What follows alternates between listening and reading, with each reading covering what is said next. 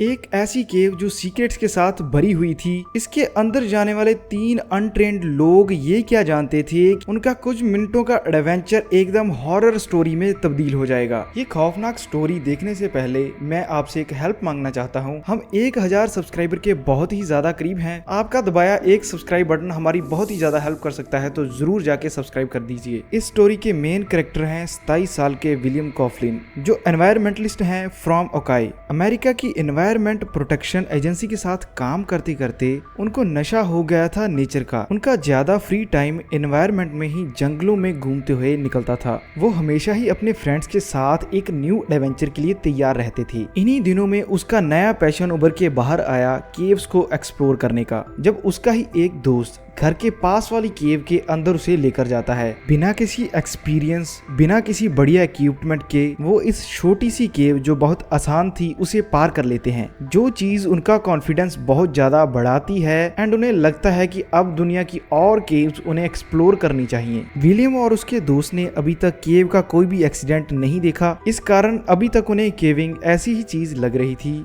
कि water park जाना है और फिर शाम को घर वापसी। फिर दोनों दोस्त ढूंढते हैं कोई नई चैलेंजिंग केव एंड विलियम का दोस्त जेम्स उसे बताता है कि केव सिटी कंटाका में हम दोनों ये केव एक्सपीरियंस कर सकते हैं बिना किसी दिक्कत के, और वहां पर छोटी और इजी केव्स भी हैं, इसी के साथ डिफिकल्ट और गहराई वाली केव्स भी। आगे जाकर यही इन दोनों की बहुत बड़ी गलती बनने वाली थी। ये दोनों ही नहीं जानते कि ये केव एक्सपर्ट्स के लिए बनाई गई, जिसमें आगे जाकर कर्व्स वाली ऐसी छोटी छोटी डीप केव्स हैं जिन्हें पार करना लगभग नामुमकिन है। ये केव विलियम के घर के पास होने के कारण दोनों जल्द ही तैयारी कर देते हैं इसमें जाने की, एंड ये अभी तक यही सोच रहे थे कि इतनी चैलेंजिंग केव पार करने के बाद हम अपने दोस्तों में हमारी बहादुरी दिखाएंगे। ये चीज सुनकर उनका एक और दोस्त केविन भी उनके साथ तैयार हो जाता है। 28 मई 1993 William, James and Kevin Illinois से केव सिटी तक ट्रेवल करते हैं एंड मेमोरियल डे वीकेंड पर पहुंच जाते हैं। उन्होंने देखा कि कई 100 की गिनती में लोग ऊपर लेक पर एंजॉय कर रहे थे, बोटिंग कर रहे थे,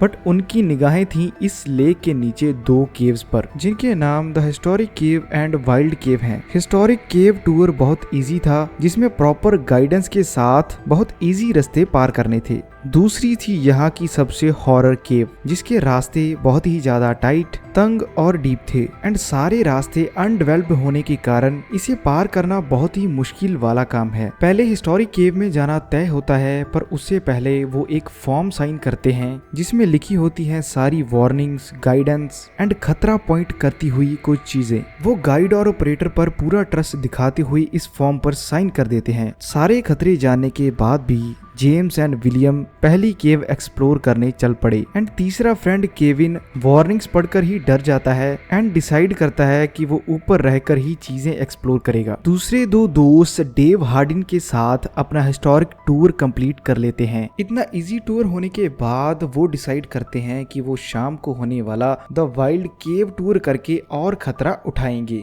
इन दोनों के साथ और 4 डाइवर्स भी पेमेंट कर देते हैं गाइड को नीचे केविंग में उनकी हेल्प करने के लिए। इस टूर की शुरुआत होने से पहले भी गाइड उन्हें एक फॉर्म देता है साइन करने को, जिस पर इसकी भी वार्निंग्स लिखी होती हैं। टूर की शुरुआत में ही गाइड उन्हें 2 टॉर्च देता है एंड साथ ही आगे बढ़कर सभी को गाइड करना शुरू करता है। केव की शुरुआत पर ही वो टाइट टनल्स दिखाता है और बोलता है कि ये केव का एक्सपीरियंस हिस्टोरिक टूर वाली केव से बहुत ज्यादा डेंजरस होने वाला है एंड इसी केव पर कुछ ऐसे पॉइंट्स हैं जिनमें कोई फंसा तो वापिस नहीं आएगा। ये चीज सुनने के बाद भी विलियम एंड जेम्स बहुत ज्यादा कॉन्फिडेंट होते हैं, क्योंकि बहुत महीनों से वो इस चीज की वेट कर रहे थे। दोनों ही इस केव को सारा पूरा किए बिना वापस नहीं लौटना चाहते थे। केव के थोड़ी अंदर जाते ही सभी को ये चीज महसूस होती है कि उनके पास केविंग करने की स्पेशल चीजें, helmet, food, water and 3 torches जो उनके पास नहीं है, वो आगे दिक्कत देने वाली है। ये सारा ग्रुप आधी केव पार कर लेता है बिना किसी दिक्कत के, और सभी सोच रहे थे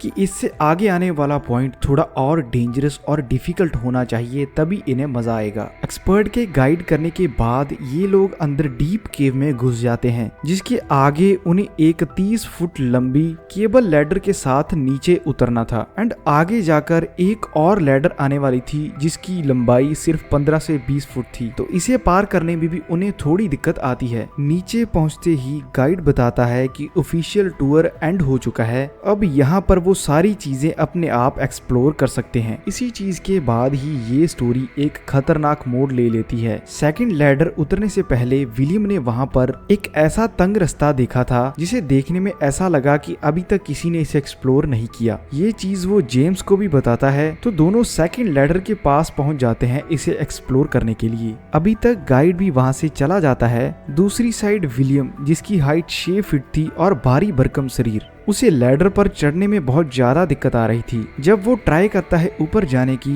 तो इतना ज्यादा थके होने के कारण वो चढ़ नहीं पाता। तभी जेम्स दूसरे केबर्स को कहता है कि वो जाकर गाइड को ढूंढ कर लेके आए। तभी विलियम एक गलती करता है, वो सेकंड ट्राई मारता है इस लैडर पर चढ़ने की। तभी रस्सी उसके हाथ से छूटती है और वो नीचे आ गिरता है एंड फ्लोर पर गिरने से पहले उसका सर एक पत्थर में टकराता है, जिसके कारण उसके सर में 2 इंच बड़ा होल हो जाता है। विलियम का सर खून से भरा हुआ देखकर जेम्स बहुत ट्राई करता है, विलियम को अश्योर करता है कि वो उसे जिंदा ऊपर ले जाएंगे। इसी बीच गाइड भी वापस आ जाता है, जिसका ये कहना था कि विलियम को हमें सेकंड लैडर से ऊपर खींचना पड़ेगा। विलियम की चोट इतनी गहरी थी कि ऊपर जाने की हिम्मत भी उसमें नहीं बची। तभी सारा ग्रुप भी बहुत दिक्कत में था, जिन्हें ये चीज पता थी जितना टाइम भी विलियम इस केव में रहा उसके जीने के आसार उतने कम हो जाएंगे। तभी घबराए हुए जेम्स की लड़ाई गाइड से हो जाती है और वो कहता है गाइड को कि हमें वहां से रेस्क्यू टीम बुलानी चाहिए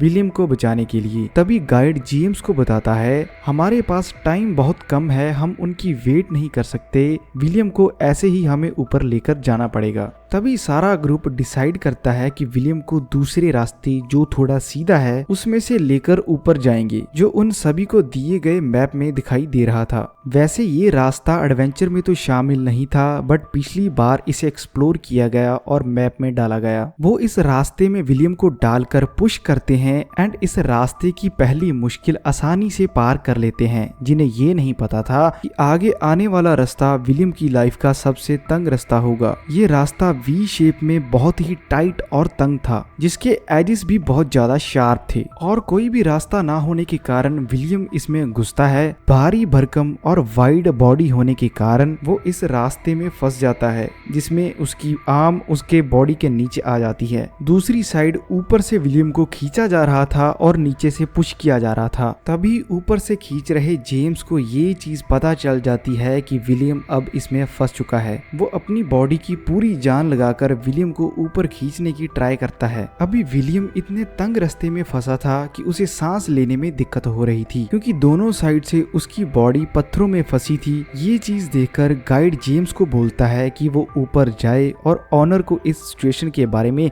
बताए ताकि और हेल्प हमारे लिए यहाँ पहुँच सके। अभी तक एक चीज तो क्लियर थी, गाइड और ऑनर दोनों ही अथॉरिटीज के पास नहीं जाना चाहते थे, इस डर से कि उन पर या उनकी केव पर कोई एक्शन आगे ना लिया जाए। पर केव में फंसे हुए विलियम को अपनी आखिरी सांसें लेते देखकर ऑनर मेडिकल किट लाता है और अथॉरिटीज को भी कॉल करता है। इसी के पूरे 3 घंटे बाद अथॉरिटीज यहाँ पर पहुँचती हैं। आगे बढ़ने से पहले आप एक चीज बताएं कि विलियम का उस केव में फंसने का सबसे बड़ा कारण कौन था और गलती किसकी थी? इसका आंसर आपको वीडियो के एंड पर मिल जाएगा। दूसरी साइड जेम्स अपने मरते हुए दोस्त को देखकर पूरी जान लगाता है कि किसी न किसी तरह उसका दोस्त केव से बाहर आ जाए। पर बीते हुए टाइम के साथ विलियम की सांसें कम हो रही थी एंड एक टाइम पर तो वो बोलना भी बंद कर देता है। पहले तो रेस्क्यू टीम बहुत ही ज्यादा कॉन्फिडेंट होती है कि वो आसानी से विलियम को बाहर निकाल लेंगे, पर जब नीचे से वो देखते हैं कि विलियम वी शेप केव में फंसा है तो एक बार उनकी भी हालत टाइट हो जाती है।